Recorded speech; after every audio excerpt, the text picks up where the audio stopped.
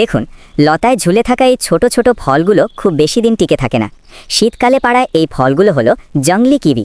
খসখসে বাদামি এবং রোমশ ত্বকের সাথে এগুলো প্রচুর পরিমাণে জন্মায়। পাড়ার পর গ্রামের এই মেয়েটি এক এক করে এগুলোর খোসা ছাড়িয়ে নেয়।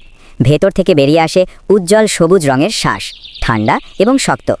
এবার এগুলোকে পাতলা গোল গোল টুকরো করে কাটা হয়, যার মাঝখানে ছোট ছোট কালো বীজগুলো গোল হয়ে সাজানো থাকে। এই টুকরোগুলোর উপর মধু ঢালা হয় এবং হাত দিয়ে ধীরে ধীরে মেশানো হয়, যতক্ষণ না এগুলো চকচক করতে থাকে এবং হালকা নরম হয়ে আসে। এগুলো এভাবেই টাটকাও খাওয়া যেতে পারে, কিন্তু গ্রামের মেয়েটি এগুলোকে অন্যভাবে তৈরি করে। কিভির টুকরোগুলোকে হালকা ভাপে রান্না করা হয়, যাতে এগুলোর রং কিছুটা গাঢ় হয়ে যায়। তারপর এগুলোকে রোদে ছড়িয়ে দেওয়া হয়, যেখানে এগুলো ধীরে ধীরে সংকুচিত হয় এবং কুঁচকে গিয়ে গাঢ় রং ধারণ করে। এরপর এগুলোকে কাচের জারে ভরে রাখা হয়। সময়ের সাথে সাথে এর স্বাদ আরও গভীর হতে থাকে, আর এভাবেই জংলি কিভি থেকে তৈরি হয়ে যায় দীর্ঘস্থায়ী টক মিষ্টি দেশি স্বাদ।